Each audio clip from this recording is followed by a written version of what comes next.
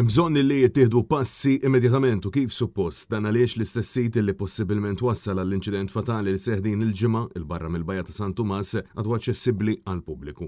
Sostna dan it-tracker u digital creator Conrad Neil Gatt fejn Manet News insista illi li kieku l-awtoritajiet konċernati għadu ħsieb is-sit ta' Rihama Battery possibilment se tiġi evitata traċedja. Biċċa mill-bitħa fejn kien il-kanuna qabel bdiet taqa' mill-baħar, erosion u biżmien u sfortunatament ma rridux nidħlu fil-każ, però jista' jkun illi kienet il-każ ukoll illi tlifna ħajja oħra. Ġifieri qed nagħmlu l-appell tagħna lill-Ministri, għandna balla emails mhumiex accounted for, ġifieri laqqas bit-acknowledgement isma' waslitilna l-email. Xhur ġifieri ġimgħat u xhur sħaħ u fuq binji differenti. Dan intqal wara l-inċident fatali qrib il-Bajja ta' San Tumas li ħaset il-ħajja ta' tfajla ta' 22 sena b'ritratti indikaw illi allegatament xi ġebel tal-Franka mill-istruttura waqgħu fil-Bajja.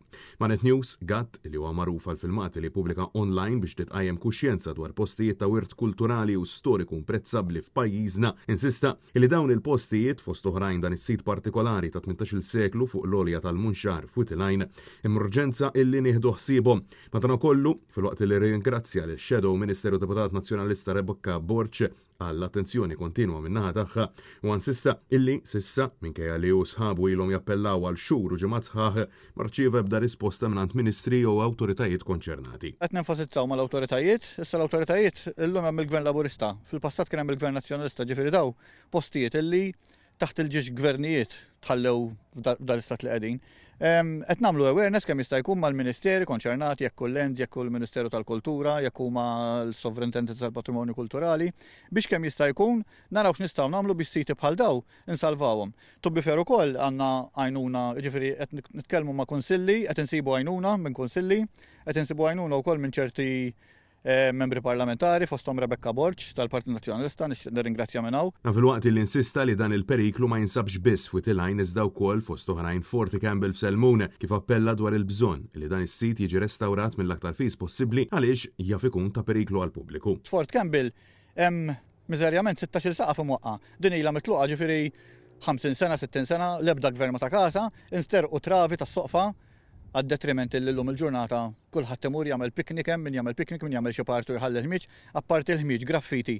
Il-periklu li hemm għal kulħadd jekk għandek ommok inti marret timxi jew tifel tiegħek ħarablek u daħal taħt saqaf hemm soqfa minnhom. It-travi kif qed ngħidlek maqtugħajn u mżaqqaq ġiex filati. Intant, Conrad Neil Gatt spjega li din mhux sempliċi kritika iżda appell ta' azzjoni biex itqajjem kuxjenza bilan illi la jintilef aktar wir storiku u inqas ħajjiet. Daqstant, kemm lill-Gvern kif ukoll il-Kunsilli Lokali konċernati jippreżentawlhom proposti għat-tisħiħ tal-wirt kulturali u l-ħarsien tal-familji Maltin u Għawġin. Nipproponu pjan għal daw il-snin li ġejjin biex jekk jista' jkun minn kull raħal nippruvaw nsalvaw żewġ siti kulturali, hekk shelter, jekk binja storika. Ġifieri aħna l-appell tagħna diġà bdejna niltaqgħu mal-Kunsilli ta' Raħal Ġdid ta' Witilajn tkellimna magħhom ukoll fuq dan is-sit. U qed nitkellmu ma' kunsilli oħrajn biex kemm jista' jkun insalvaw dawn is-siti. Francesco Catania, Net News.